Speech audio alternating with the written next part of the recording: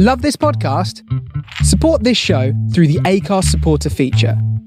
It's up to you how much you give, and there's no regular commitment. Just hit the link in the show description to support now.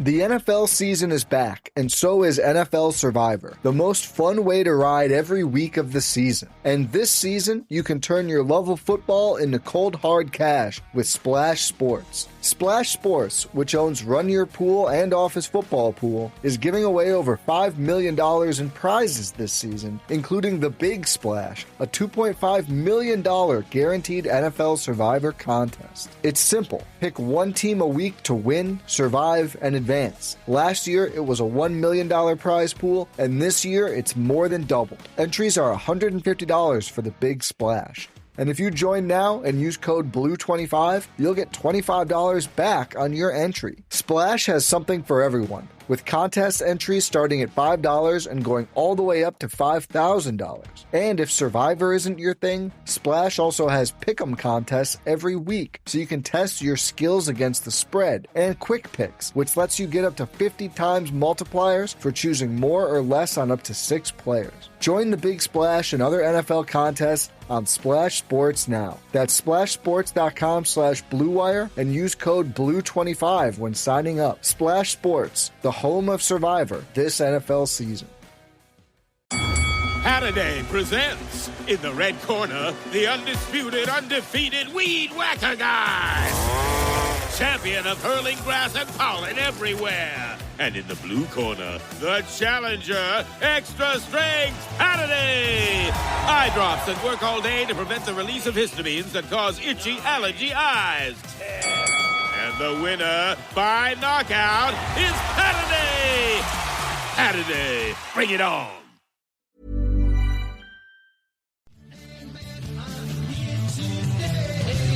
Welcome to the Speedway Tavern. Come and have your say.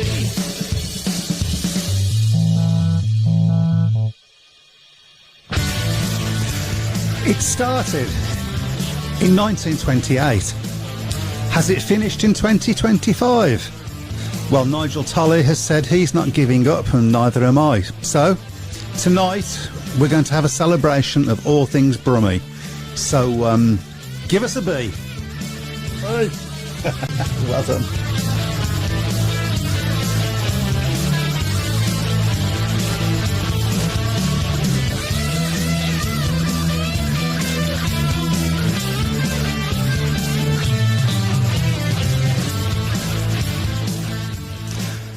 Good evening and welcome to the Speedway Tavern. In the studio tonight we have Chris Webby-Browne. Good evening. As per normal, and we have Matt. Good evening. Not quite so normal. We've got Chris. Do you know Chris? I don't know your second name. Keep it that way. Chris Butler and Pete Clark. Hello. Hello. Right, Chris and Pete will be interjecting with their memories from working on the track for, I don't know how long you've been doing it now, gentlemen, but these are the guys that basically coordinate what goes on with all the volunteers during the week, and you've heard me speak about them plenty of times, so we will come on to that. How are you doing anyway? All good. Yeah, fine. Back's better now. Yeah. I bet you've been sort of decommissioning the track. I bet that's not a nice thing to do.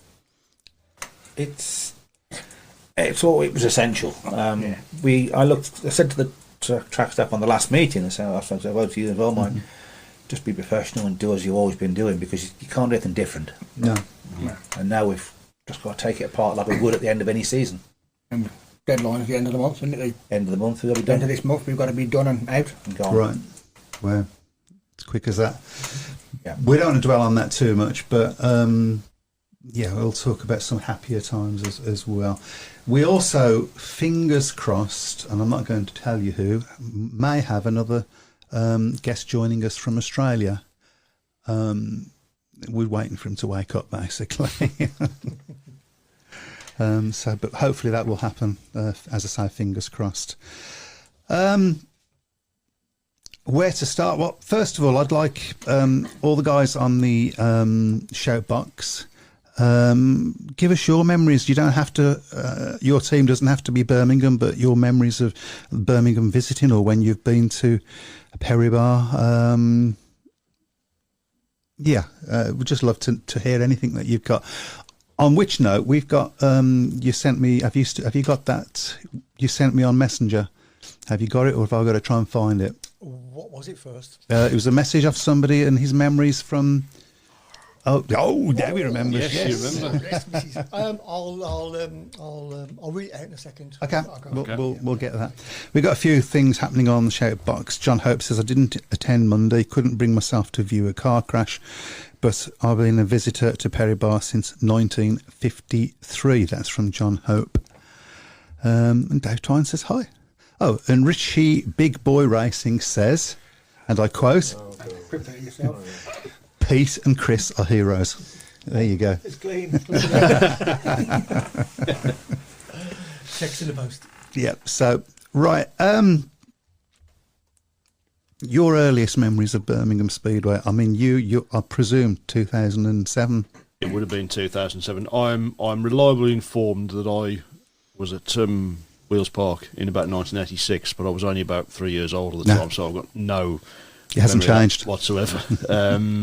As like I said last week, Birmingham was always, in my life because of my father. Obviously, I grew up obviously supporting Wolverhampton, and I've always kept that allegiance. But there's always been an affinity with Birmingham as well, and just the sheer happiness in my father's face when that news finally came through in the end of 2006 that after 21 years away, Speedway was going to be returning to Perry Bar. And for especially for him as well, obviously that was the same venue that he'd first watched Speedway in back in 1955. And the first night, I don't really remember much about that first night, to be honest. I don't think anybody I know does really. I mean, obviously I remember it being a huge crowd, and I think Andre Compton won the meeting. I believe so, yeah. Who was the big star in what was the Premier League at that time. But yeah, that first season was. I think there was a lot of great things happened for Birmingham that first season. They had a really good side. There was some very good racing. I think there was such a euphoria amongst a lot of the Premier League promoters as well about the fact that Birmingham was coming back. A second city in the country. I know in particular. God rest his soul, Len Silver apparently has said at the 2006 AGM that he didn't care which group of the Premier Trophy Ryehouse were in as long as they were in the same group as Birmingham. Right. Which was a big thing for someone like someone with his aura in Speedway to say. So they were my earliest memories. I've got some memories in particular stand out as really special ones for me, but obviously we'll get into those as absolutely when we get to them. So. I don't know whether you gentlemen were aware of the 2007 team. Whether you was, yeah. Like Chris said, a very good team. What was your memories of that? Having been away from Speedway for so long, coming back then, it was proper euphoria. It was the smell. It was the sound. It was a good season. I think whatever happened that year, the fact that Brummies were back, it would have been a success anyway. Yeah, and I mean, it was a good team. We actually finished fourth in the table, but didn't qualify for the playoffs. Yeah. Because we finished fourth. I think it was. I might be right in saying, I might be wrong. It was one of the Scottish teams, and I think it was Glasgow. Didn't let us. They switched our match with another one, which meant we couldn't get all our matches in time to get those last 2 points that we needed. Yeah. So we ended up in the Young Shield, and got to the and got to the final with, I believe, 2 fit riders. Yeah, and that sort of was a pointer to what happened the next season. But great team. If I can, let's see if I can roll them off. Help me out. Jason Lyons, of course. Brent Werner was captain. He was as. Let's not be unkind. Chocolate and teapot comes into mind. But first race winner back, Ulrich Ostergaard, yes. Aidan Collins, of course. Ben Powell. Whoops. Lee Smart. Yes. And I'm missing Sanchez. Emiliana Sanchez. I loved Emiliana Sanchez. He had a life-threatening injury about 3/4 of the way through the season. Speed and everything out, wasn't it? That was it. Yeah, that was at Stoke. Yeah. So you might have been there. No, it wasn't. It was at Newport. It was at Newport. I beg your pardon. My God, I can still remember things from 20 years ago. Yes, but a great start. We came so close. I think if we'd have got into the playoffs with a fully fit team, I think we would have won that. But I think Ryehouse ended up winning it. Yeah. Ryehouse at the time with the powerhouse.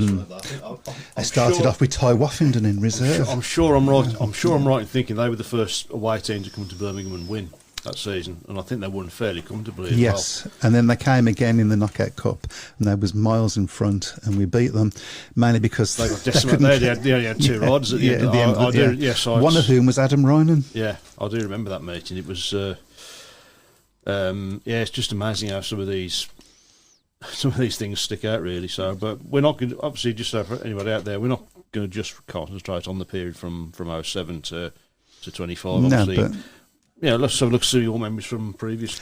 Well, I'll have a few of those as well. Yeah.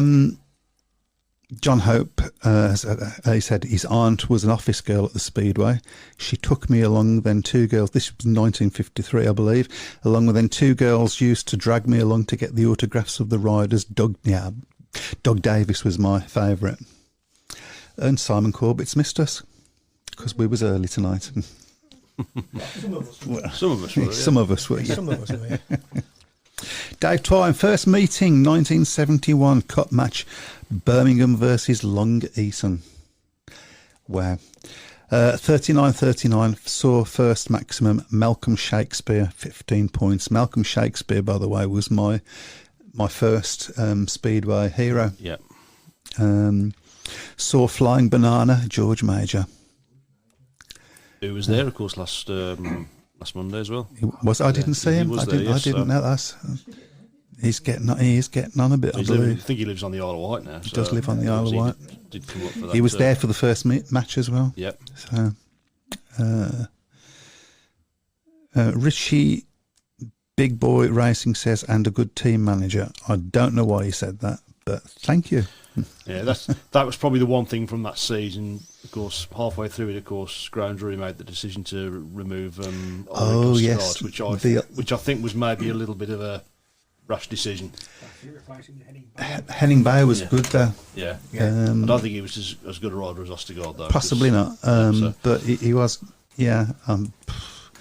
So, I mean, do you remember why that happened? I've got a vague recollection that he missed a meeting, didn't he? It was on the way back from the Isle of Wight on the ferry. Do you remember? Yeah, it was on the ferry on the way, and Ulrich said he wasn't going to be able to make the next match because his wife wanted him to do the decorating. Yeah. And Graham's attitude to that was, you sign for Birmingham, you ride for Birmingham. And so I have sympathy for that point of view. He was no nonsense, wasn't he? He was no nonsense. He was the boss at Birmingham, wasn't he? He was. He made sure everybody knew he was the boss as well. Yeah. So. I think it was 2010 when we was racing against, I think it might have been Kings Lynn. And it was one of them where the tapes went up, and it was a really tight meeting as well. One of them where the tapes went up, and somebody touched the tape or something happened and I had to go back. And now I can't remember the rider's name. It's Australian, blonde hair. That's most of them. Yeah. I can't remember his name. It'll come to me. But I just happened to be in earshot when they came out of the gates to go out for the... And I'm sorry about the language. But he turned around and he said... Well, you've got another chance. Don't fuck it up this time. That's what he said to him. Was that Aaron Summers? Aaron Summers. Yes. Aaron Summers. It was, yes. Aaron Summers. But there was a few Australians in that team, wasn't there? Because yeah. Steve Johnston was there. Steve I think that was Johnston, Jason Hardy's last season at Birmingham as well. So I believe it was, yeah. So I could have had the beep ready then. Yeah. You could have, yeah. You should always have the beep ready. That's the first find of the season. You should always have the beep ready, and you shouldn't talk about Matt like that. Right. Okay. Oh, we've remembered YouTube for once, and we have got something. Always remember the Brummies visiting Small Mead in the 70s with Ray Wilson, Phil Hearn, and a very young Andy Graham. Great times. Mm-hmm. Yeah, I forget Ray Wilson used to ride for us for Right a at while. the end of his career, wasn't it? I think so. Right. Since we've got these gentlemen in the studio, we should make use of them. So, would you like to come out? No. That's Lawrence's job. Well, there you go. That's Lawrence.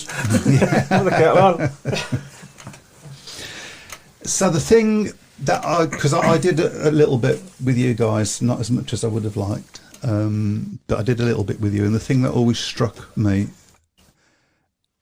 was come rain, come shine, come win, come lose. I should say come lose, really, shouldn't I? Yeah, definitely. Come lose, yeah. The banter on the track was always second to none. You know, that was always laughing usually about whoever's riding at number one for us at that time. Yeah.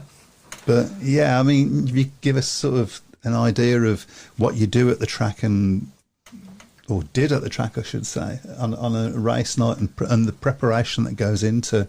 Well, preparation starts the day before. Me and young Sid gives you get there about 8 o'clock on a Sunday morning and start laying tyres around the whole circuit. Others start coming between 8, 9, 10. 10 before Chris gets there just before breakfast. Well, basically, we were covering the dog track with sheets to try and stop cross contamination, which could take up to 3 to 4 hours depending on how many people turn up. And the weather. Yeah. Yeah. The wind being the wind, yes, because some of them sheets were 60 feet long. We have done some sand surfing last year, clinging to it, and it just dragged us down the circuit. Right. Then you go fetch it back and put it back down again. But there's more to it than just laying the sheets and everything. Yeah, it's air fence out and cleaning.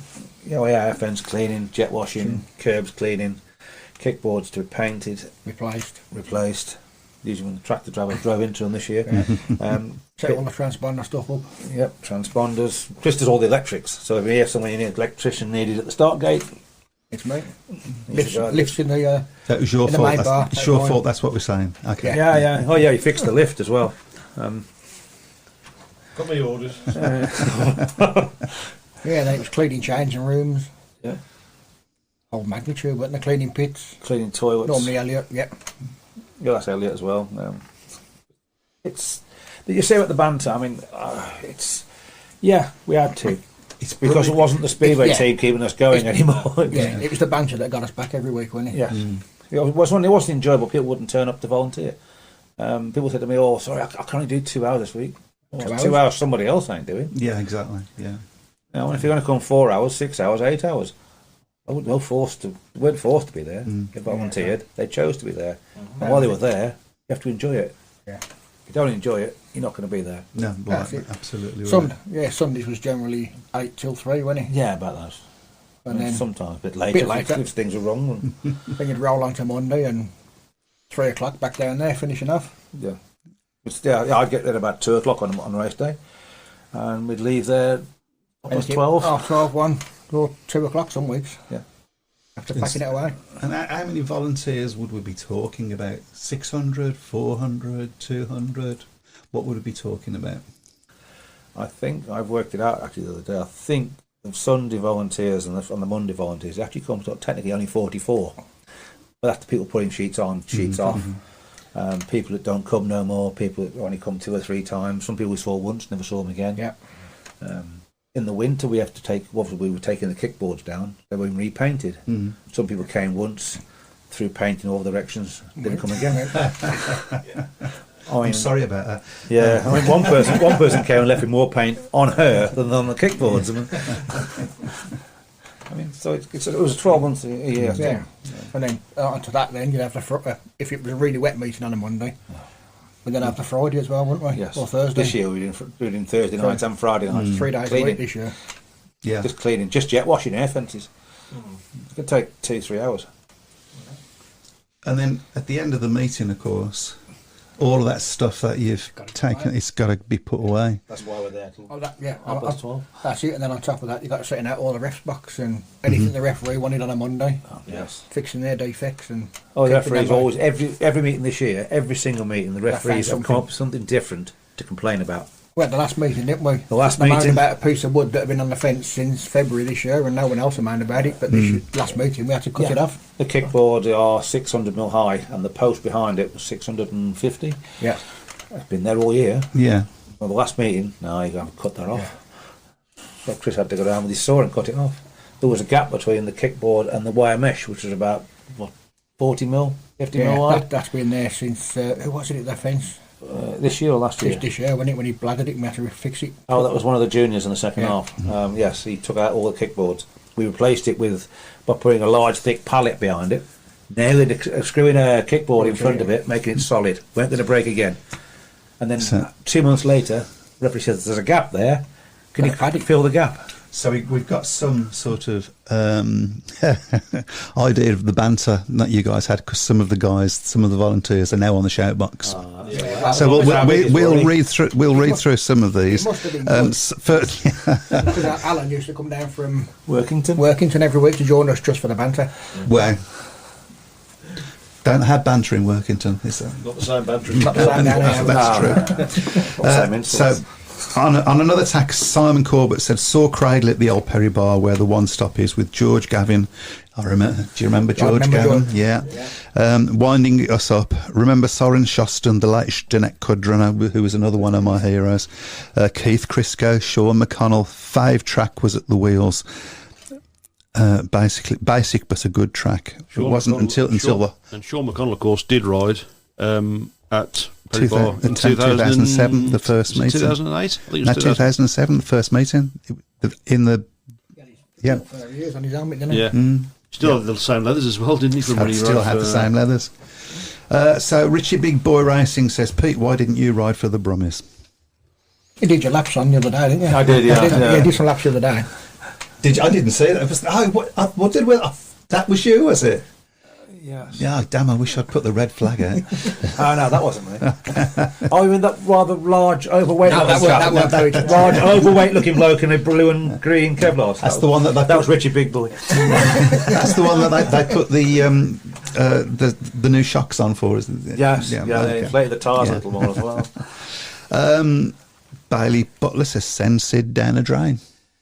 Yeah, every week. We forgot that. When it rained, we could pump the drains out, but you have to do it by lowering the pump into the drain. Well, lowering Sid into the drain. Lowering Sid, holding the pump in the drain. I've been down that drain as well, so yeah. Simon Corbett says, remember Cribby smashing the exclusion light? I don't, but yeah. I think we had Cribby on about 5 years ago, didn't we? We did, yeah. He did mention that, I think. So. He can talk for New Zealand. Yeah. Sydney Compton, cleaning the changing rooms after a certain rider complained. Now you can tell us about this. Yes, you. Well, we had that one complaint off a certain rider about the state of the changing rooms, even though they've been cleaned. Come on, you've got to name names now. You're allowed to now. Oh, we can. Yeah, Mr. Nikolai Clint. Yep. Okay, there you go, Mr. Clint. And I think that was just an excuse to moan because we'd actually beat him in one of the few meetings we did actually win. Yeah, did we win 2 meetings this year? Did we? That was one of them. Yeah, and that was one of them. It was because of the changing rooms. If it was because of the changing rooms, you would have made them dirty every week. Yeah. But they were okay when he came back the next time, weren't they? They were swept out with a nice vase of flowers and sweets and everything on the table for him. And they won that time as well, Kings. And they won, yes, so we did that again. Bailey Butler says, gave us our best review. That's it. Okay. Sydney Compton is calling you Nathan Hargreave. Pete. That's the guy that broke the fence. Okay. There you go. Is that to the end of that? Yes. Okay. So, give me your best Birmingham Speedway memories, and then I'm going to come to you. Pete, we should say, originated Stoke, didn't you? I was born in Dudley. Yeah. What? Get him out. You know where this is going. I was born in Dudley. I was brought up with Speedway at Cradley. Okay. Up until I was about 13. So And you then were- we moved away to Shropshire. So you'd have been Bruce Pennell and that Yes. era. Yeah. Yeah. Okay. I'm not talking to you I'm not anymore. talking Yeah. Sorry, Chris. Yeah, no problem. Yeah, my earlier memories of Speedway would have been around 1977 at the age of 5 with me first season ticket. Wow. At 5. At 5. Right. How much did that cost? I can't remember, it weren't much. No, it was about £2.50, wasn't it? Something Right, I stupid. think. Yeah. So yeah, that was bringing in at a young age, and then for me, like the rose-coloured glasses there was Soren Suggestion, Billy Sanders, Kermit, the great Dane Kermit. Hans Nielsen. Yeah, yeah. I mean, mine, rose-coloured glasses, I love the way you put that, would have been Andy Graham, of course. Yeah. Malcolm Shakespeare was my first. He was awful. but you know, you... Big when- Al, some Big people Al as got used well, to him. obviously, so. Big Al, yeah. Hans Nielsen, I have a picture of me with Hans Nielsen in pride of place in my house. And I said, and the true story now, it was just outside the bars. You know, you had the bar Yeah. on the main front or the back straight? The main straight. And he'd gone into the bar and he'd come out, as all the riders did in those days. And I just grabbed him and my mate took a photo, and my mate said afterwards, "Why did I use my camera to take a photo of you?" When I could have had it. But anyway, so I had this photo of Hans Nielsen, and then I told Hans, I said, "I'm going to get you to sign my photo, but not until you're world champion." And he was like, "Well, that might never happen." I said, "It will happen," and it did. But unfortunately, You never seen him. I never saw him, so I never did get it signed. He did actually come back to Perrybar once, didn't he? 2007. Yeah. Or part of that. No, I don't think it was. I know, because it it was was the year after. Yeah, it was. It was your dad brought the book out, didn't Yes. he? Yeah, he was there. He yeah. came back for that one meeting, I think. So, Mm. Happy times. I mean, Hans Nielsen, you always knew. Yeah, He you won, get 100% bang, out of him. yeah. And that's the thing we've missed at Birmingham for 5-6 years now. Is a decent number one. Yeah, probably not really since we had Lindsay. yeah, probably not. That was probably our best number one. And ironically, of course, he didn't like riding number one. So No. as everybody knows. So. They changed the rules, didn't they? So the rider in the top of the averages had to ride at number one, and he didn't like that. But hard luck, Jason. Okay, so I'm going to sort of move it on a little bit to 2007. Does anybody remember that team of 2008? I do. Yeah. I would still say that's the best team Birmingham have had in that Yeah. 19 years, decimated by injuries. Yeah. Yeah. It was they were flying, weren't they? They really would have been a good side. Adam Roynan, Yep. Jason Lyons, Kyle Legault, of course, when he was Yeah. really flying. I'm trying to think of who else was Steve in Johnson that. was in it, wasn't Say again? he? Steve Johnson was in. I think Don't that think was Johnson no, was in. That wasn't that year. I think That was it 2010, I think, 2010, in that yeah. game. was the Australian that I spoke about earlier, and I can't remember his name now. Richard Sweetman, was it? Richard Sweetman, yes, Yeah. Richard Sweetman, Yep. and Seji. Yeah.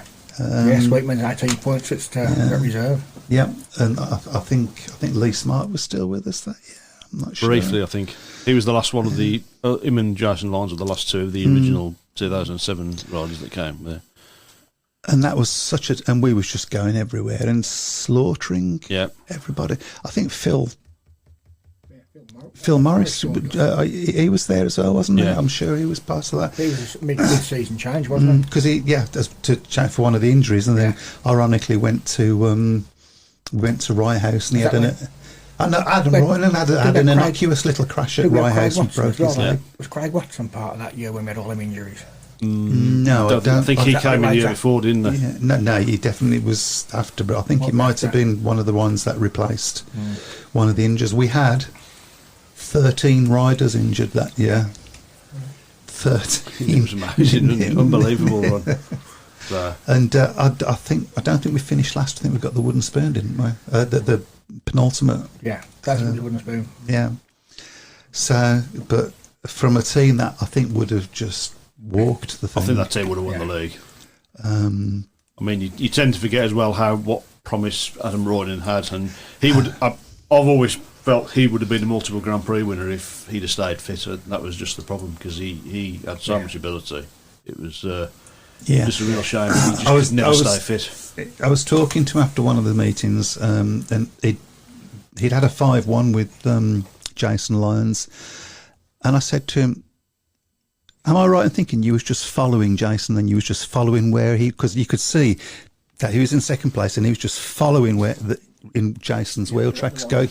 He said, "Yep, I was trying to work out his line and work out, and he was that sort of rider that he was analytical. He was very good, but he was working things out. And I think he was a potential Grand Prix rider until, as we know, the many injuries that he had." Bailey Butler says Phil Morris at 2. What a man to have at number 2. Yeah, he probably slightly passed his best by the time he came to Birmingham, but was still very solid as a middle order man and good team spirit as well. So yeah, absolutely. So if you got the latter ones as well, what an entertaining rider Thomas Peace was out the gate. Thomas Peace. You didn't want to be outside him, no. You couldn't be outside him. Yeah, and of course they won the. They won the pairs. They won the pairs. Yeah, they won the pairs. It's a shame we never did get to win the Premiership, the Premier League rather, before we ended up moving up into the Elite League. 1-2-legger against Paul Kilders, top of the league, and nothing. Yeah. Please don't talk to me about that. We thought we were going to get to that at some point, didn't we, sir? Gotta throw that one in. Yeah, that was a great year. But marred, I think, a little bit in our memory by the fact that Alan Phillips was in charge. 2011, I think. 2013. And we had such a great year. Brought in Smolinski, and people said, "What are you bringing him in for?" And he'd come in at reserve. Went from reserve to number 1. I think when you think about some of the things that were going on, I think what that team achieved was miraculous, really, because there was so much unrest behind the scenes, which we didn't know as fans. We didn't know. Well, we found out about it. You always felt going into that season, and certainly the season after, which of course was the season where they finished midway through the season. You felt something wasn't right every time we went into the pits. It just felt like there was an atmosphere. Yeah, certainly. Yeah, that second year, and also I think going into the playoffs, we had an inkling that things were not right. Certainly behind the scenes, we did. Even to the fact that Alan Phillips didn't actually turn up for the final. He was on holiday. He did come on the show, didn't he? Didn't he? He came on the show. We actually had him. We've got pictures of him. Yeah, probably around here somewhere of him on the show. A lot of bad things have been said about Alan Phillips, and I think at the end of the day, he was just out of his depth. He didn't know how to run a speedway team, and he seemed to think the best thing to do was to just throw money at it. Yeah. Which is, of course, why we ended up with Bartosz Schmarslik. Yes, for one meeting. For one meeting, people. I mean, he was with us for more than one meeting, but only one meeting got run. Yeah.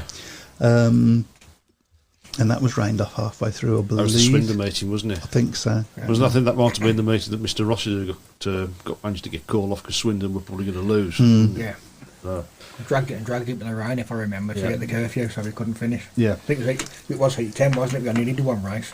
And I think the following week, Swindon rode again in the TV match, and they were winning, and he was trying to hurry the meeting up, wasn't he? So was it ever thus? Yeah. Could you imagine a football manager going up to the ref and suggesting that the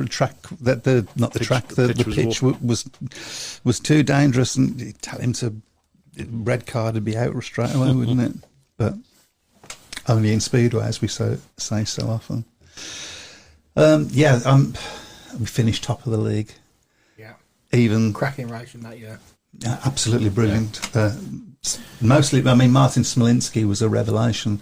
Yeah. All of a sudden, everybody been going around the outside, and he found an inside line. We found out later, of course, he'd got a little switch on his bike. Do you remember that? Explain that to me. I think it retarded the ignition so that he got a little bit more grip up the inside. It was something. It was a little. Have I got that right? It was something to do with that. Something I said about that. Because they discovered, because he got into the GPs, didn't he? Yeah. And that's when they discovered it. Of course, he won a GP as well, didn't he? He won the New Zealand. He won his first GP, wasn't it? The New Zealand one, I think he won. And everybody was like, "Whoa!"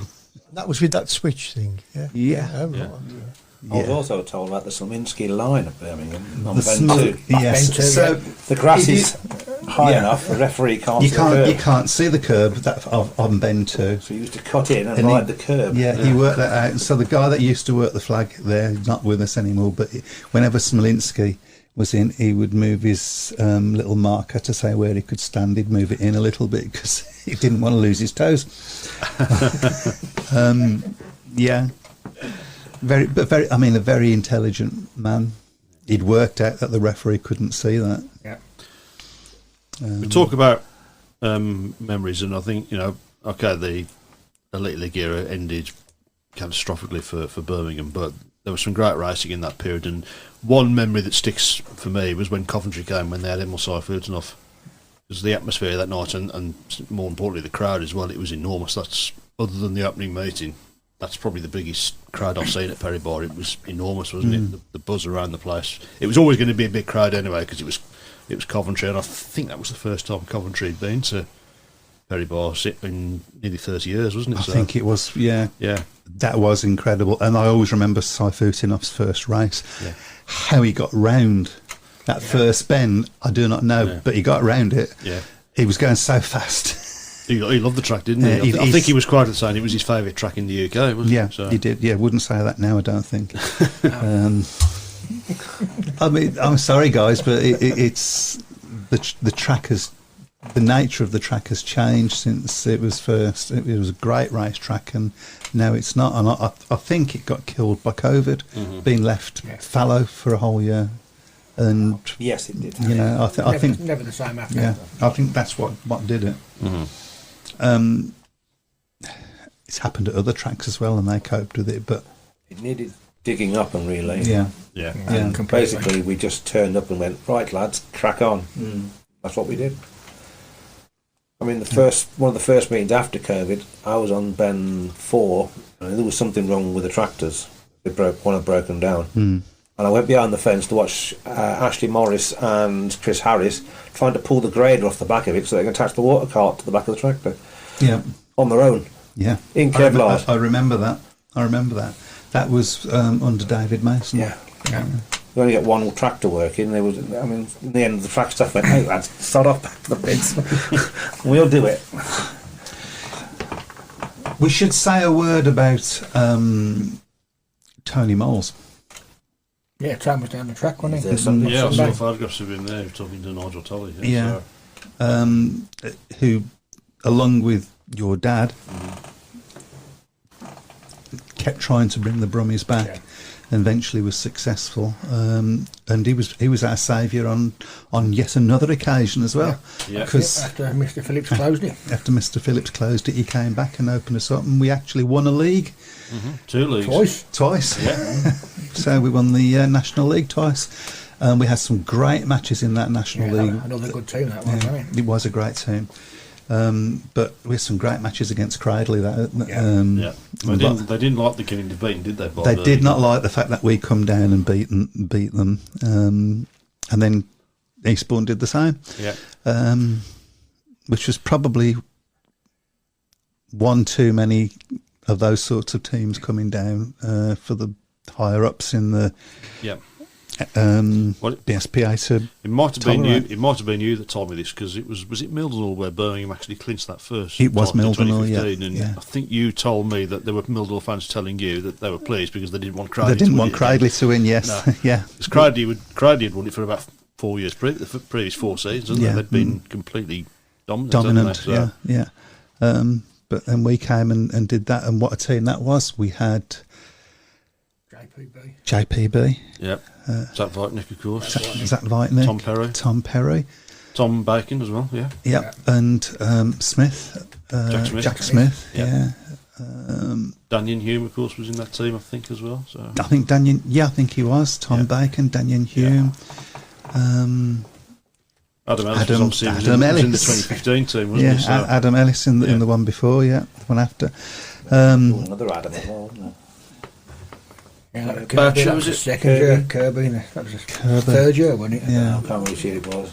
I know he spent a lot of time lying on the track and the bike riding on its own. Yeah. Sam, somebody, I can't remember his name, that's only with us for that season that Adam Ellis was with us, but who basically won the title for us by himself, pretty much. It was like Adam Ellis would get his 15-point maximum and just everybody else just try and get 30 points between you. I did. I know we're reflecting on good memories, but I think you've got to remember the difficult ones as well, and I think it's important that we mention Mitchell Davey. Yeah, because he became, obviously he guested for Birmingham in that final against Eastbourne, didn't he? He did, yeah. As a guest, and became sort of like a cult hero, and then 2 years later signed for Birmingham.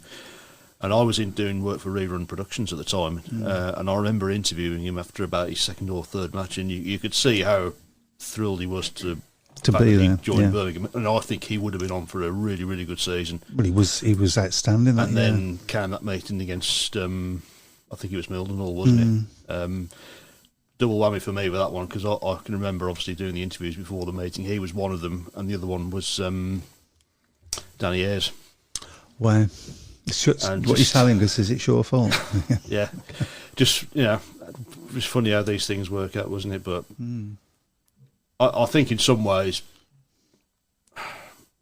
I don't think Birmingham have ever really recovered from that night against Mildenhall when Mitchell had his crash. I mean, obviously, the final meeting of the season, he was there. Of course, he rode, didn't he? He did some practice after the meeting, but of course, in the end, he decided not to.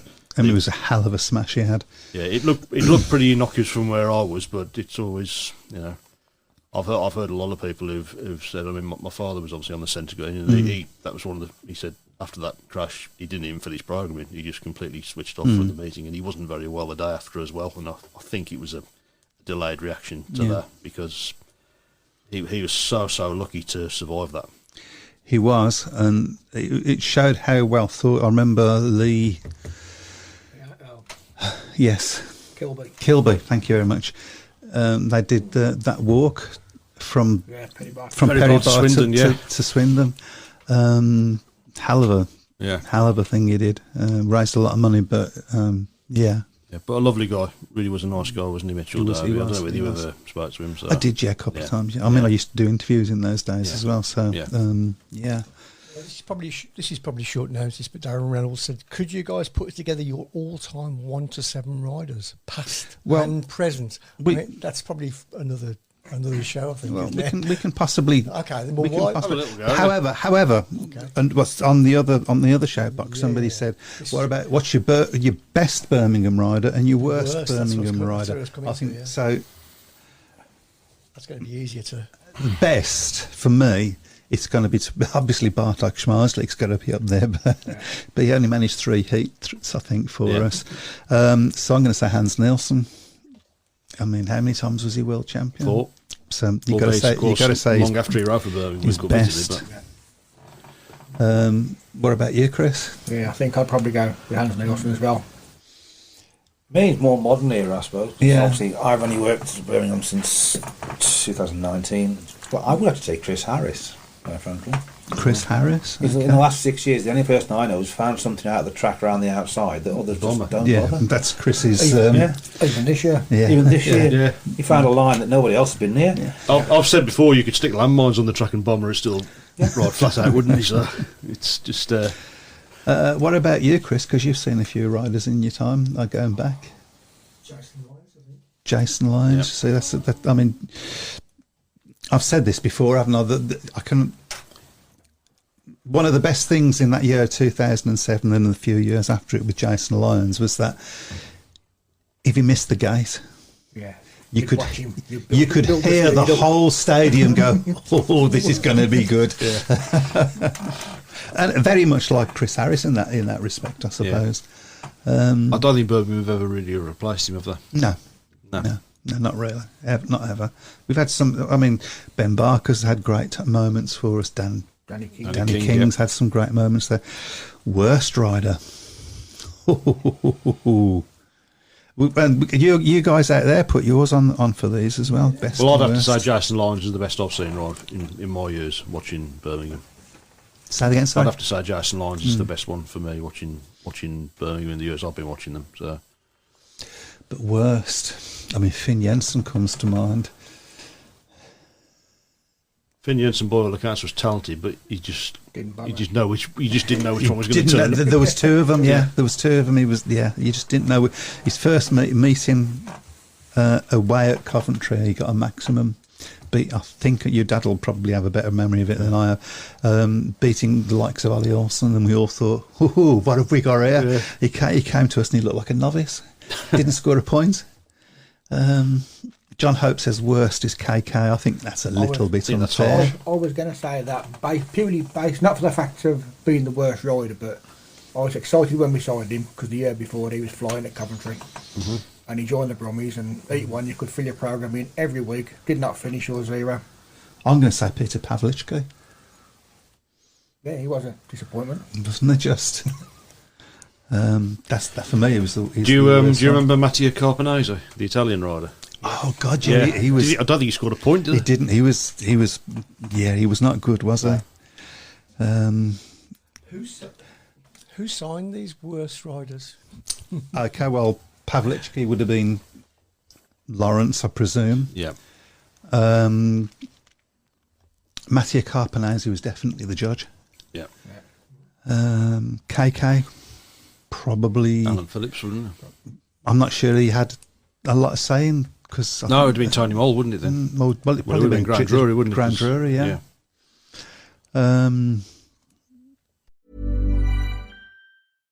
The NFL season is back, and so is NFL Survivor, the most fun way to ride every week of the season. And this season, you can turn your love of football into cold hard cash with Splash Sports. Splash Sports, which owns Run Your Pool and Office Football Pool, is giving away over $5 million in prizes this season, including the Big Splash, a $2.5 million guaranteed NFL Survivor contest. It's simple. Pick one team a week to win, survive, and advance. Last year, it was a $1 million prize pool, and this year, it's more than doubled. Entries are $150 for the Big Splash. And if you join now and use code BLUE25, you'll get $25 back on your entry. Splash has something for everyone, with contest entries starting at $5 and going all the way up to $5,000. And if Survivor isn't your thing, Splash also has pick'em contests every week, so you can test your skills against the spread, and Quick Picks, which lets you get up to 50 times multipliers for choosing more or less on up to 6 players.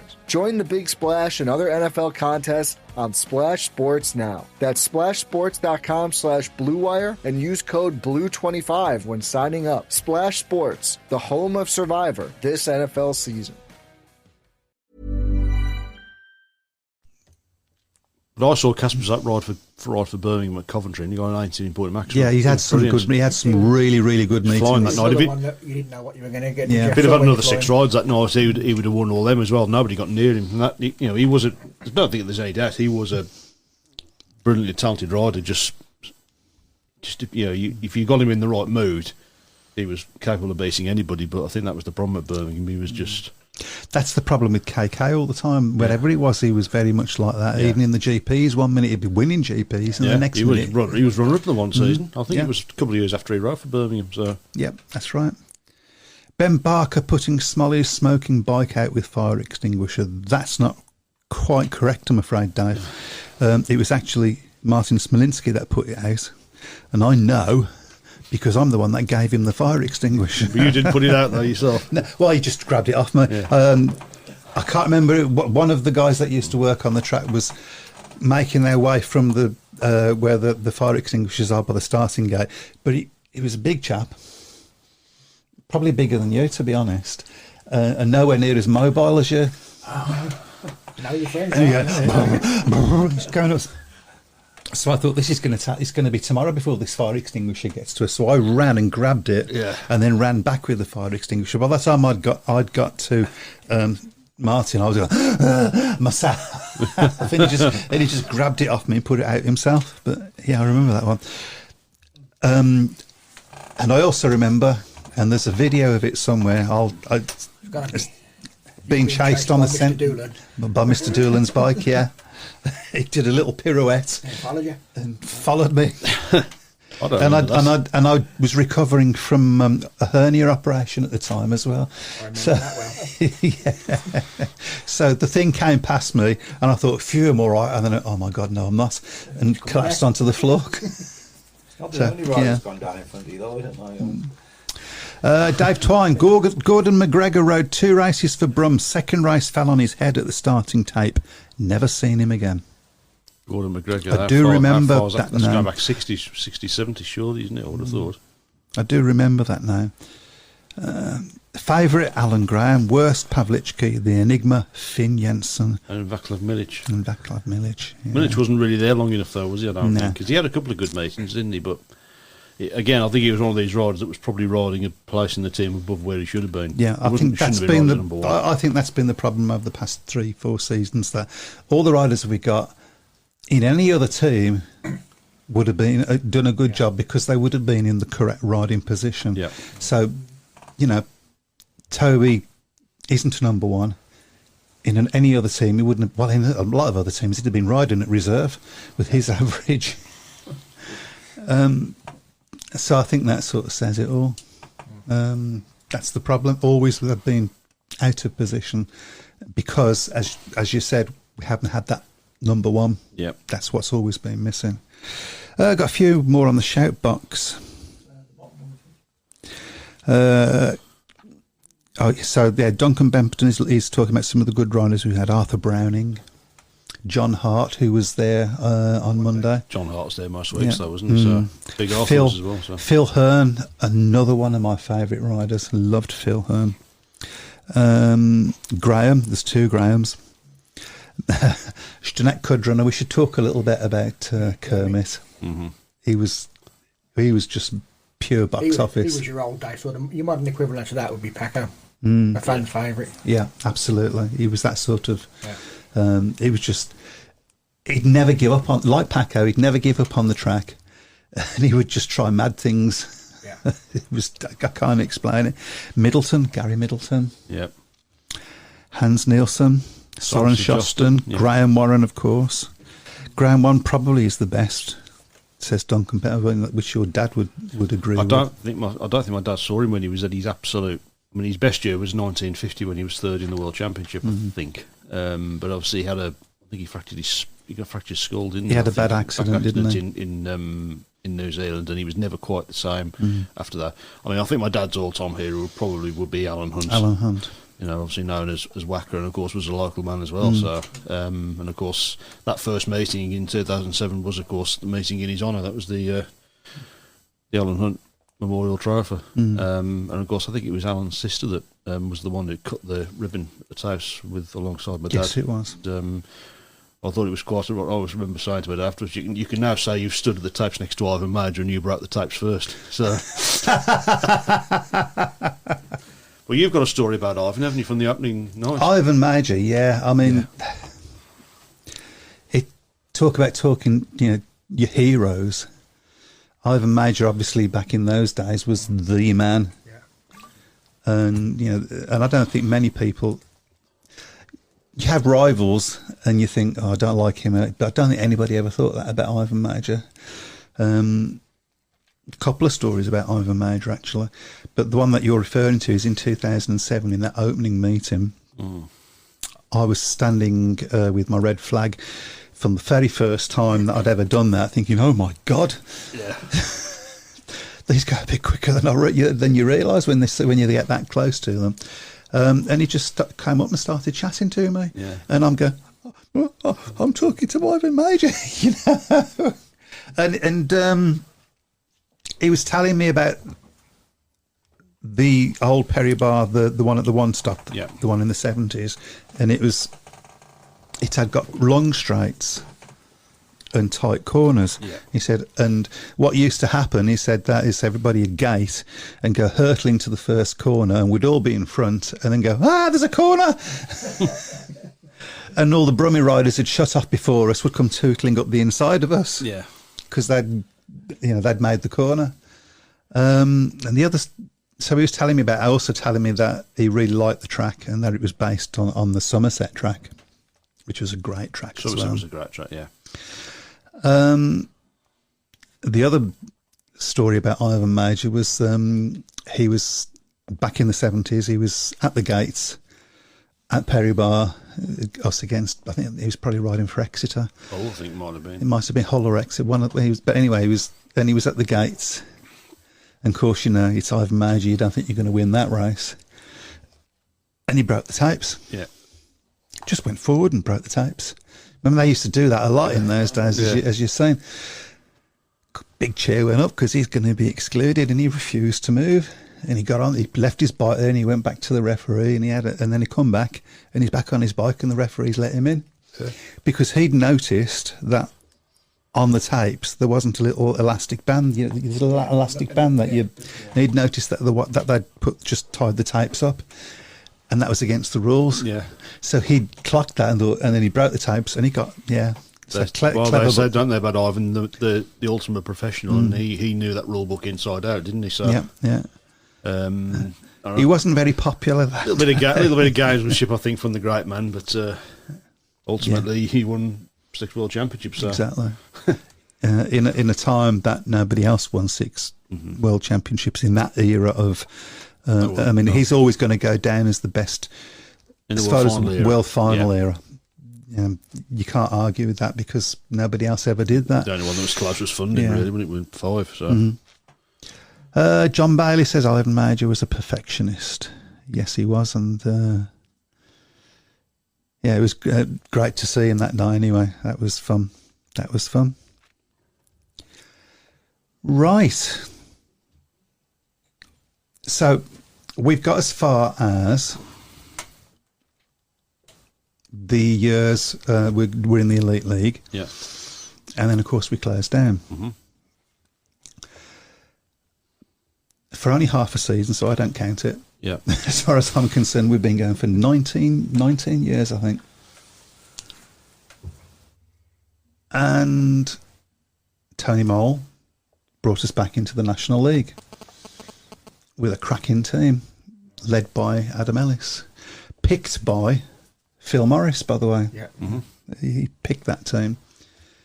You'd still been working at Stoke then, I presume. Yeah, was that 2015? Yeah. No. I wasn't working anywhere in 2015. Okay. I had heard that. Yeah. Still the same now. Yeah. And we won the league. Mm-hmm. And we won the Knockout Cup, I believe. Was it the first year we won both of them, didn't we? Yeah. And the Knockout Cup was probably my favourite trophy of that year because of the way that we won it. And it was almost a repeat of 70. Was it 74? 74, yeah. It's that sort of thing. So go back to 1974. You'll remember the Knockout Cup in 1974 final against Eastbourne. Not very well. Too young, Mike. Okay, so the story. See what he's saying there. So. The story behind this is that John Hope, best ever meeting for me is 1974 double header against Eastbourne, League and Knockout Cup, but won both. Wow. So what happened was that we went to Eastbourne first leg of the final, and they beat us by 16 points. Now, bear in mind that earlier on in the year, Eastbourne had been to Perry Bar and got a 39-39 draw.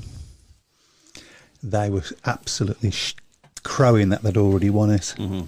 I mean, all their supporters were crowing, all the riders were crowing, the management were saying, "Oh, well, yeah, we've won this." Yeah. I think it took us about 6 or 7 heats to overturn that 16-point deficit. It was absolutely... There was a real grudge between Birmingham and Eastbourne in those days, yeah. So, there really was.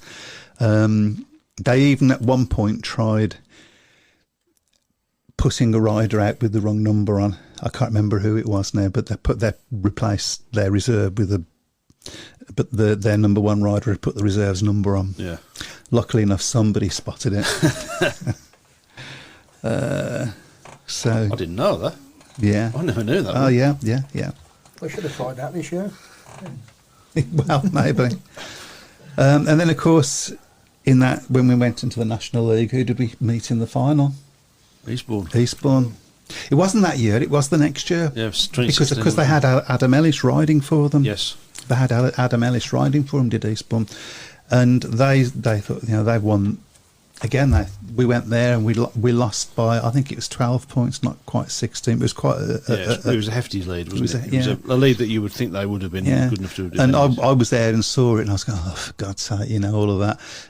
And all of their fans were in my face. I mean, there was a few of them in my face. It's not like Eastbourne fans. No. But came back to Perry Bar, and actually, a little story. I don't normally do this, but I had a look at the gates. I don't normally go and have a look at the gates. But I did for some reason that night. I went and had a look at the gates, and gate 4 was like a quagmire. Yeah. It was mud. I don't know why. I don't know whether I don't think it was a purposely done thing. I'd never seen that before. But it was. And the other 3 gates were fine. And I just remember thinking, God, I hope we win the toss. Yeah. And I hope we choose 1 and 3. We won the toss and we choose 1 and 3, which put Adam Ellis, who was on a virtual 12-point maximum average for the year, put him on the outside gate. Mm-hmm. And I thought, it might be interesting. And he was last. Yeah. He was last out the gate and couldn't make his way through. It just wheels span. Everybody else was like halfway to the corner before he moved. So I think and I think that he was their talisman that year, like he was the year before for us. He was their talisman, and when we beat them, I think it was Daniel Hume, or I might not. I think it was Daniel Hume. They went out and beat him. We got a 5-1 in that first heat. Yeah. I think it knocked the stuffing out of them. I really think it knocked the stuffing out of them, and it was a fairly straightforward match after that. And we beat them again. Yeah. So history repeated itself. There we go. David James says, do you think Paul should move up in 2026? I don't think there's a cat and nose chance of Paul moving up. Is there going to be an up to move to? Well, that's the other thing we need to... We'll obviously talk about that when we're back on other shows. So, but do you think they should move up? I don't think they should have gone down, by the way, but... it's their choice though, wasn't it? So, a team like Paul with their history, you'd want them in the top league. Mm-hmm. They don't want to race on Mondays or Thursdays. No, they want to race Wednesdays, don't they? So that's the problem. This is where Speedway is more about, not necessarily about the money, but about maximising the amount of money rather than ambition. Yep. There you go. So we had 2 good years, I'd say, in the National League. And then, of course, Tony Moll announced that he was going to be retiring. Mm-hmm. He did 1 more year. And I can remember that night, obviously, the final meeting of his promotion. There'd been so much talk, hadn't there, about Nigel Pearson and Kelvin Tatum and Samuel Malenko, and Dave Rowe was sort of cheekily putting out little announcements. Could Samuel Malenko go to the pits, please? Yeah. But I did wonder whether he might have said, could Alan Phillips go to the pits, please? But I don't think that would have gone down too well, to be honest. And then, of course, it turned out to be David Mason, who'd signed for Birmingham, obviously, as a rider midway through that 2017 season. Mm-hmm. And he enjoyed it that much that he bought the place. He brought the place. He's with his dad, and, of course, obviously, it's worth remembering another one that's sadly no longer with us, of course, Peter, who is a really nice fella as well. So. Yeah. I think they had 1 season and then COVID. Well, they had the season. They kept them in the National League, which I think was probably the right thing to do. Mm-hmm. And then, of course, they made the decision to go back up into the Championship in 2019. Then COVID. Then the COVID year. And I think that COVID year really just knocked the stuffing out of the the Masons, and then the 2021 season they had so many problems, and I think it just wore them down in the end. I think it probably didn't help as well that they were commuting from Sussex to home meetings, and that's of course when they decided to sell the club, and Nigel took it over in 2022. Yep, and he put a consortium together, and there's been a lot of things been said, not nice things that have been said about Lawrence. And I guess you put yourself in that position, that just goes with the territory. Yeah. But one thing that nobody should ever forget is that without Lawrence, we would have stopped there and then. That would have been the end of Birmingham at that point. So he deserves a great deal of kudos for that. There have been mistakes made. Of course. I think even the Birmingham promotion would admit that they've made mistakes they're probably mistakes that have been forced upon them to make. A little bit, yeah. And of course, it hasn't helped the fact that the last few seasons there's always been a bit of a cloud over Birmingham. Are they going to be running next season? And then there's always some sort of thing they've got to sort out first, and then by the time they've sorted it out, everybody else is off or down the road with their teams. I think there's a bit of naivety with Nigel Tully. I think if his intention was that he was going to run, he should have just carried on. Yeah. Not telling not telling riders, well, we might not be running, because you ain't going to get any riders if they don't think you're going to be running. And and other teams have, maybe it's a bit underhand, a bit dishonest, but if your intention is that you are going to be running, if you can sort it out, then that's how you should have. And then maybe he would have got better riders. I don't know. It's ifs and buts, isn't it?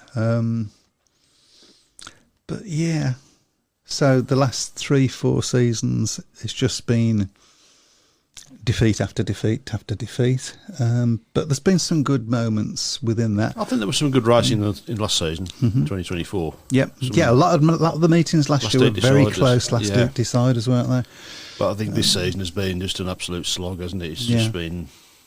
But even with that, like that Zagar pass in the last meeting, fantastic. Line around the outside has always been there. No one's found. No one wanted to use it. Yeah, just did not want to use the outside line. No, we've been digging dirt out from under the air fence for weeks. Yeah, and saying, look, there it is. Nobody bothered.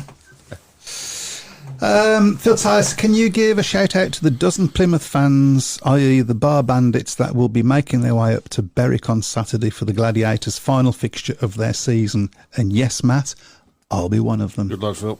Hopefully see you next year when I come down to Plymouth. So, yeah. Right. I think we should.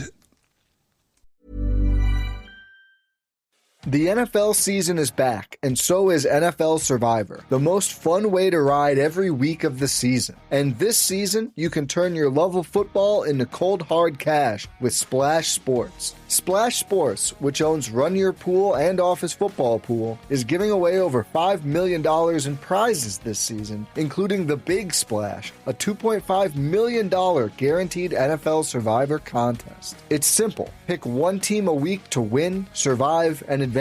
Last year, it was a $1 million prize pool, and this year, it's more than doubled. Entries are $150 for the Big Splash. And if you join now and use code BLUE25, you'll get $25 back on your entry. Splash has something for everyone, with contest entries starting at $5 and going all the way up to $5,000.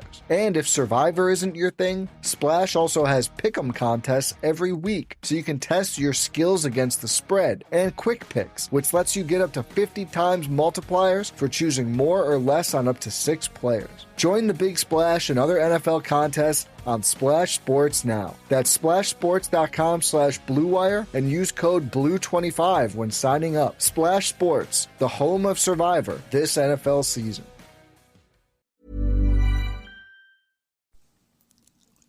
Finish the programme off with hope. Well, this section, I mean, Nigel Tully says he is still searching, there are things in the pipeline. Yep.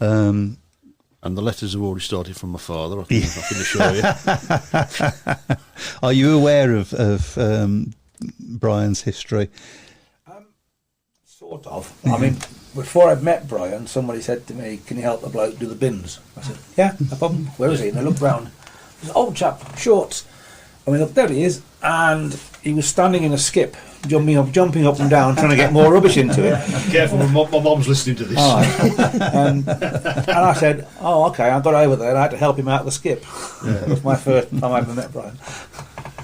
So Brian basically wrote. It's well over 2,000 letters. Well over 2,000 letters to the council, to different people, between the Brummies closing in 86 until 2007. So. Yeah, and just kept pestering, basically, to try and along with Tony Mole as well. Yeah. To get Speedway back for Birmingham. So he started again already. Yeah. Yeah. I did have a big box of his letters, and I don't know where they went when I got divorced, unfortunately. But yeah, it's not the full set. I think that would have given you a hernia if it had been the full. I read through a lot of them, and it was yeah. I had them as well. You got them as well? I had them as well. Yeah, I've probably still got them down here. Yeah. That should be Yeah. Are they emails now that you're writing out? These would have been written in, obviously, in the new 90s, stuff. yeah. Is it all going to be email, or is it you're going to sit there and write? You'll be doing it email now, I would have thought. Yeah. I don't think it'll be. He might go the old-fashioned way. You never know. So, no, it was a campaign that I was always aware of. You know, so and I know when Birmingham came back in 2006, we bought him I think the yearbook for 2005, because the plan was that he was going to do a lot of the stats stuff in the for the programme the following season. I remember my mum wrote in there for Christmas, "Happy Christmas, Brian. Your persistence paid off." Yeah, and it did. Yeah, at the end absolutely. of the day. Yeah. Simon Corbett says MJJ signing till May, not telling anybody, was bad. Nigel Tully's absolutely adamant that's not still. He's still adamant that was not the case. That he wasn't going to be going at May. That it was a surprise to him. The only thing that I would say on that is that I asked, and I know somebody else did, asked Lawrence and Nigel point blank at the beginning of the season, is he only till May? And he didn't answer. Make of that what you will. But I think a lot of it was that was the hand he was dealt. Yeah. So yeah, you have to think about that. Yeah. Currently, there are no motorcycle speedway stadiums with a fully enclosed roof. However, some venues are exploring the possibility of adding roofs to enhance their functionality and various events. I have no knowledge of that. Give us some. Curious as to who's going to be putting their hand in the pocket for that as well. Yeah, so. yeah. That's a few quid, isn't it? It is. Just it a is. bit, yeah. So. More than £100. I'm going to ask you, gentlemen, what is your favourite memory from your time working at Birmingham? Have a think about it. I'm not going to just put you on the spot and then get you to come out with something straight off. While they're having a think, we should mention 3 points. Yep. Brady Kurtz. What a championship we've suddenly got. Yeah. I think it's still very much odds on in favour of Smiles at getting it, because I think he only needs to get second in Voynes to win it. Right, so, even whether... Yeah. It's where the... I think then possibly the sprint race has saved. Yeah. I think it divides opinion, doesn't it, the sprint race? I know they want to try things that are different, and, you know, I mean, I've watched a couple of them. It's been quite interesting to watch, and it's good to follow it, but... I can understand why some of the traditionalists aren't so keen on it, really. So, but it's sort of a distraction from the main event, for me. But yeah. So it'd be a shame if that, because if there hadn't been that sprint race, I'm not sure whether Brady Kurtz would have even been behind now. I don't think he would. I think he'd have been level. He might have even been level. So, which would have been interesting. Did make a bit of history, only the second rider to win 4 Grand Prix in a row after Tony Rickarson, so he's in exalted company already, so even Smolslik's not done that. But I don't think Rickarson did it in his rookie season. No, that's very true there. Rickarson did it in his final season. Yeah. So, it's been incredible. He's been such a breath of fresh air, hasn't he? even if he doesn't win the championship, to be honest, I hope he does, because I think he's been, as I say, he's been a breath of fresh air. But I think he's the rider of the year, even if he doesn't win the championship. Absolutely, the effort that he's put in, because nobody has managed to, else in the field has got anywhere near to challenging Smarsley over the last few years. Talking of rider of the year, we should do our rider of the week. I haven't seen any speedway at all this week, so it's a difficult one for me. Yeah, well, I have obviously seen the Grand Prix, so I'm going to say Brady Kurtz. I'd probably have to go Brady Kurtz as well. So, you gentlemen seen any speedway this week? No. No. I wasn't out of the rain at Plymouth. Yeah. What? That was. Brummies away at Leicester for the final meeting. So, who was the best rider there? Would you pick as your rider of the week? Probably wouldn't be a Brummie on that one. But Which Leicester rider will it be? But Frick did really well on that meeting. Max Frick. Yeah. Okay. They actually made a decent fist fit in the early races, didn't they, Birmingham? It was a nice performance. It was done with some of that fight all year. Yeah. Now I'm going to be I'm sort of going to be your I don't know, pimp. I don't know, because Shane Rawlings wants to know how are you, Webby? Okay. I didn't know this was a person. I know who Shane Rawlings is. But you're not going to tell us? No. Okay. He knows I know that he knows. So, favourite memory? Have you dredged something up from? You can go. I always say teamwork, and I don't mean the riders. Yeah, I think that the volunteer family. The volunteer family. We've got a couple of good examples. There was a junior meeting last year, which the Evans opened at 6:30. Yeah, and we spent all hands to the pump. an hour, and all hands to all the pumps. All the pumps, yeah, and buckets, and lying face down on the grass, lifting water out of the drains to get the water off the track. Yeah, and the referee walked round and he said, "Looks all right, doesn't it?" and walked off. And that was his track walk. At the end of the night, he put down on the sheet, it said "Rider of the Night," and he wrote out the track staff. I remember that. Yeah. The teamwork that we put together, because when I first started there, it was a bit disorganised, and then they said to me, "Can you be in charge?" I went, "Oh, okay."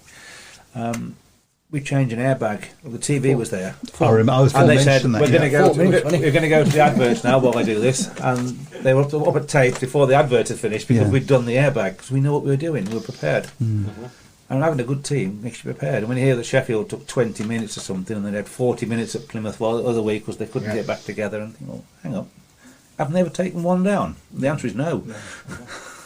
But it's just teamwork. Yeah. That teamwork, I think, that goes along with that is that sense of family. Yeah. You wouldn't turn up if you didn't have that, and that's what brought us back every week. Oh, yeah. I think so, yeah. That's going to be a big hole for you guys then, when that's now we've finished. said we're going to meet up and start covering over sandpits in the parks just to keep the keep it going. Put up the Icon the Stadium next week doing the long jump pit. Well, there you go. Go on, let's have your favourite memory then. My favourite memory is probably that Eastbourne match. No, I've got another favourite memory actually, and it was from 2007.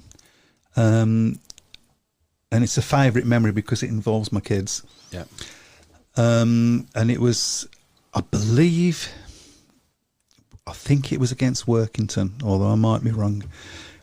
But I think it was, because I think Kevin Doolan was in that match. And it was Jason Lyons and Ulrich Ostergaard in Heat 15 against whoever it was from Workington. And we needed a 5-1. Yeah. And they gated Ulrich Ostergaard was first, Jason Lyons was last. And by the end of the first lap, Jason Lyons went round everybody in 1.5 corners. And it was Jason Lyons first and Ulrich Ostergaard second, and the place just erupted.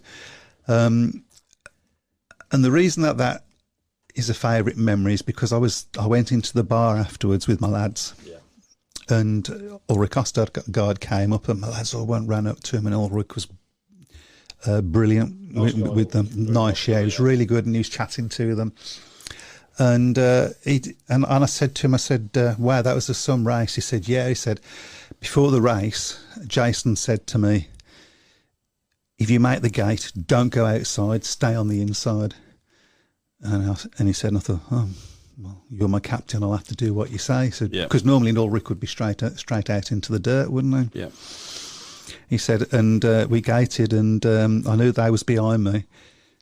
And he said, and I could hear them getting closer and closer and closer, and I wanted to go outside, but Jason told me not to go on the outside, and they were getting closer, and all of a sudden they come round. Oh my God, it was Jason. Yeah.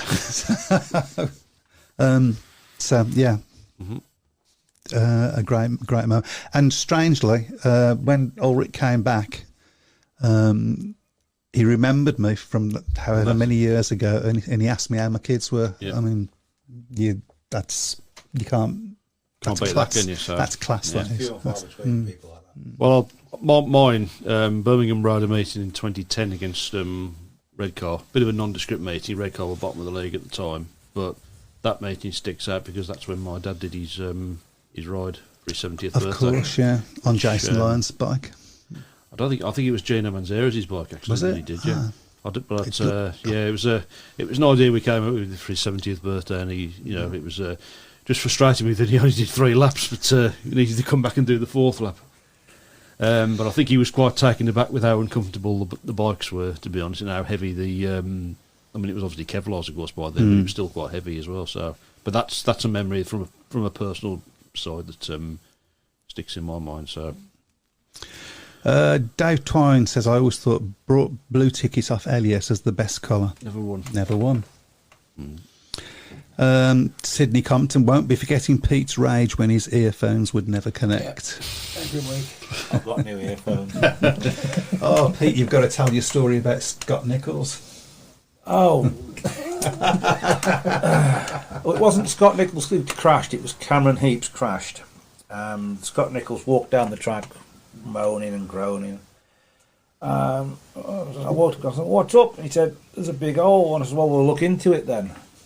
And he gave me a lot of verbal abuse. And then their team manager came over and he gave me a lot of verbal abuse, and I walked away very quickly.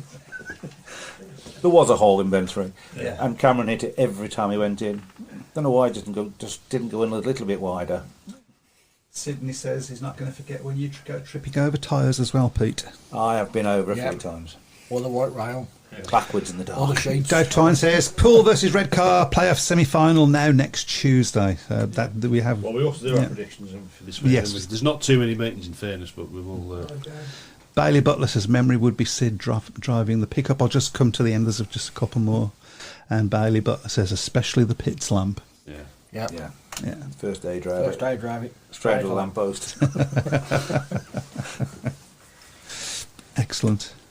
Right, shall we do our predictions league then? We've got to be the tables. Yeah, we'll. Yeah. Can I have a pen, please? Just run. Thank you very much. Yeah, there's no clicker on the end of that one, so he's. You can tap it on the table.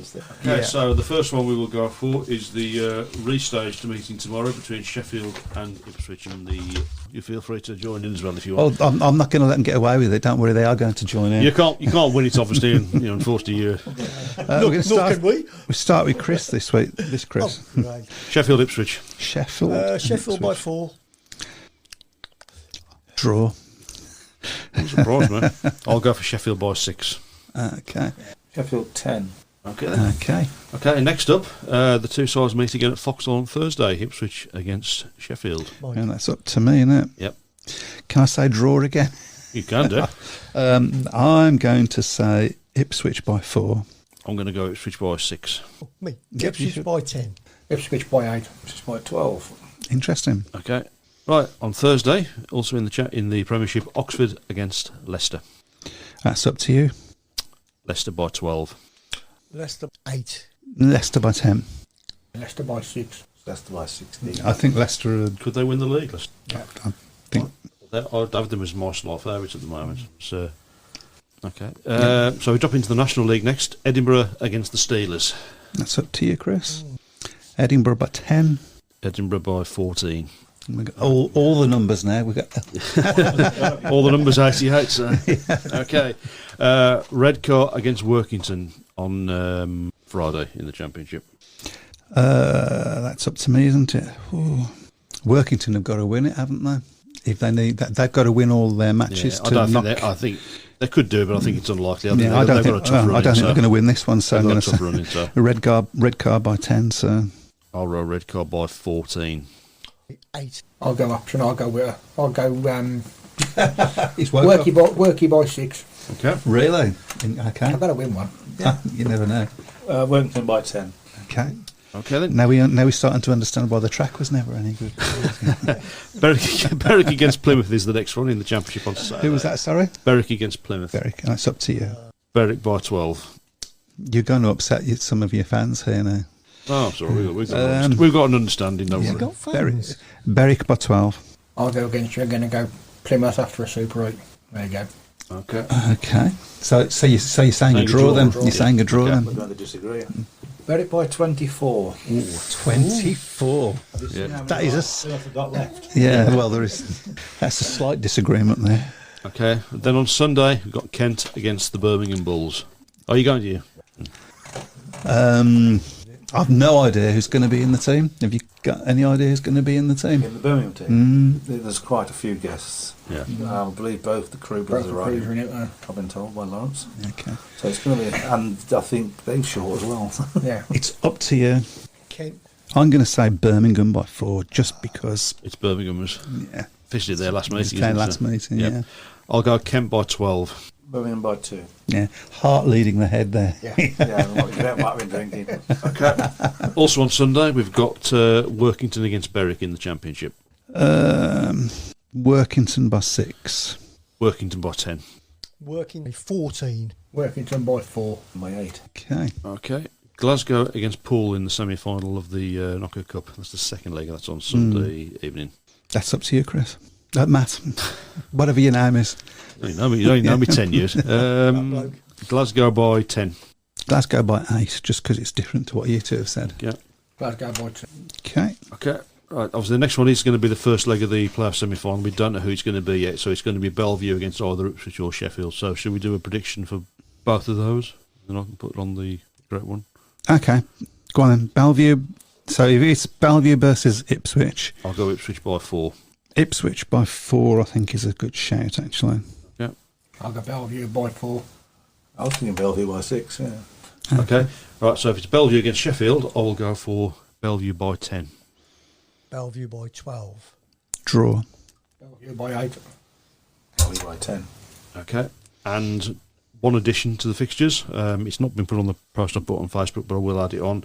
It's the first leg of the playoff semi-final, Poole against Redcar. That's next Tuesday, so we will have that on during next week's show.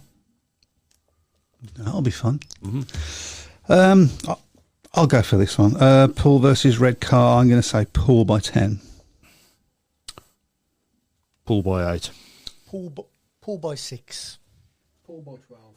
4 by 12 on a Tuesday. It is Tuesday, yeah. Oh, right. Can't ride Mondays or Thursdays, but they can ride Tuesdays. So. Mm-hmm. Yeah. Only in Speedway. For a final. Yeah. Yeah. Okay, so that's it then. That's our fixtures done for this week. How nice is it that they actually had running a final in September? Yes. Yeah, about bloody time. Anyway. Here's a shout for worst rider that nobody said. Oh dear. Bjarne Pedersen.